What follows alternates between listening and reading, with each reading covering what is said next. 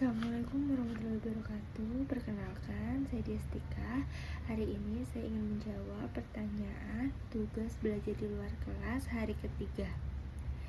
Yang pertama dengan tema job description. Apa yang dilakukan motivator bila murid tidak mau masuk ke dalam kelas? Motivator harus mendekati murid dengan lembut dan sabar, mencoba memahami alasan mengapa murid tidak mau masuk ke dalam kelas, serta menawarkan solusi atau kegiatan yang menarik untuk membujuk murid masuk ke dalam kelas. Apa yang dilakukan motivator bila murid menangis? Yang pertama tentunya menanyakan kepada murid tersebut alasan apa yang membuatnya menangis. Kemudian, motivator berusaha keras untuk meyakinkan kepada murid sampai mereka merasa nyaman dan aman serta mau melanjutkan kembali proses belajar di dalam kelas. Apa yang dilakukan motivator bila ada murid yang mengganggu murid lain? Sebagai motivator tentunya harus mampu berlaku tegas, bukan galak. Menegur bila murid melakukan kesalahan juga merupakan tanggung jawab kita sebagai motivator. Jadi, motivator harus mampu memberitahu kepada murid bahwa jika dalam proses belajar itu harus bersikap tenang dan tidak boleh mengganggu murid lain. Apa yang dilakukan motivator bila ada murid yang melamun? Ketika ada murid yang melamun, alangkah baiknya kita berusaha untuk menarik perhatiannya kembali untuk fokus terhadap pembelajaran. Bisa dengan mengajaknya berdialog ataupun bernyanyi untuk mengembalikan fokusnya. Apa tugas motivator secara periodik tiap minggu? Biasanya tugas motivator dalam seminggu selain mengajar yaitu melakukan record atau melaporkan tentang perkembangan anak dalam 1 minggu pembelajaran. Apa tugas rutin motivator setiap hari? Tugas motivator setiap harinya tentu saja mengajar dan mendidik anak sesuai dengan karakteristik masing-masing anak. Bagaimana cara motivator mengetahui karakter dan kesukaan anak? Jika kita baru mengenal murid, tentu saja hal yang harus dilakukan yaitu mengajak anak untuk berinteraksi terlebih dahulu. Jika anak sudah mulai percaya untuk berbicara dengan kita, mulailah kita tanya mengenai apa yang mereka suka dan apa kegiatan keseharian yang dilakukan oleh mereka. Yang kedua dengan tema tugas dan tanggung jawab motivator.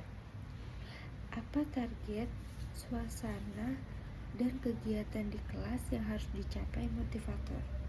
Yang pertama, motivator harus memastikan bahwa suasana di kelas harus nyaman dan menyenangkan. Setiap murid harus dipastikan mendapatkan pendidikan mengenai pengembangan minat baca dan tulis. Yang terakhir, setiap murid harus melakukan setiap tahapan dan latihan sesuai dengan kemampuannya. Bagaimana cara motivator mencapai target tugas di kelas? Tentunya target tersebut harus dicapai sesuai dengan SOP dan paradigma yang ada di Bimba. Apa tanggung jawab utama motivator? Tentunya tugas utamanya yaitu menciptakan suasana pembelajaran yang menyenangkan sehingga anak merasa nyaman dan aman dalam kegiatan pembelajaran. Kemudian, apa yang harus dilakukan motivator untuk menjadikan suasana di kelas aman? Yang pertama, menetapkan dan menerapkan aturan kelas yang jelas untuk menjaga ketertiban dan keamanan, mengawasi anak-anak secara aktif selama kegiatan berlangsung, untuk menjaga perilaku yang berpotensi membahayakan, menyusun ruang kelas agar bebas dari benda-benda yang membahayakan anak, menciptakan lingkungan yang ramah di mana anak-anak bebas untuk menyampaikan kekhawatiran atau masalah mereka. Apa yang harus dilakukan motivator untuk menjadikan suasana kelas nyaman? Yang harus dilakukan motivator untuk menjadikan suasana kelas nyaman yaitu dengan menciptakan lingkungan yang ramah dan menyambut semua anak dengan senyuman dan sikap positif, menyusun ruang kelas agar rapi dan menarik, serta menyediakan tempat duduk yang aman dan bahan-bahan belajar yang mudah diakses. Mendengarkan dan menghargai setiap anak, memastikan bahwa setiap anak merasa didengar dan diperhatikan, membuat suasana belajar yang menyenangkan. Kemudian, apa yang harus dilakukan motivator dalam mengasihi dan menyayangi murid? Tentunya motivator harus menganggap bahwa murid merupakan anak kita yang harus dibimbing dan dikasihi secara baik. Apa yang harus dilakukan motivator untuk menjadikan bermain sambil belajar? Sebagai motivator, kita harus menerapkan teori-teori yang terdapat dalam landasan kurikulum Bimba. Contohnya seperti teori Bandul, yang mana kegiatan utamanya yaitu bermain baca-bacaan. Apa yang dilakukan motivator untuk memastikan anak melakukan kegiatan yang berhubungan dengan minat belajar? Yang pertama yaitu mengamati dan mengidentifikasi minat individu setiap anak. Yang kedua, menyusun kegiatan yang sesuai dengan minat dan bakat anak. Yang ketiga, memberikan kesempatan kepada anak untuk mengeksplorasi dan mengejar minat mereka melalui aktivitas yang relevan. Yang keempat, menjaga komunikasi terbuka dengan orang tua untuk mendapatkan wawasan tentang minat anak di luar kelas. Dan yang terakhir, memberikan umpan balik positif dan dorongan untuk setiap kegiatan yang dilakukan oleh anak-anak.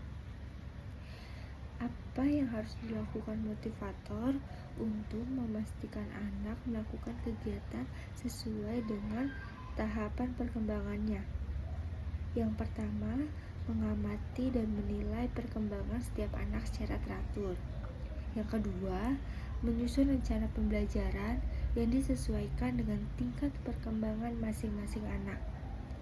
Yang ketiga, mengatur kegiatan yang sesuai dengan kemampuan dan tahap perkembangan anak. Yang keempat, memberikan tantangan yang tepat yang dapat membantu anak berkembang lebih lanjut tanpa merasa terbebani. Dan yang terakhir, berkolaborasi dengan orang tua dan tenaga ahli jika diperlukan untuk pemahaman yang komprehensif tentang perkembangan anak. Nah, itu dia tadi jawaban tugas belajar di luar kelas hari ketiga dari saya. Sekian dari saya. Wassalamualaikum warahmatullahi wabarakatuh.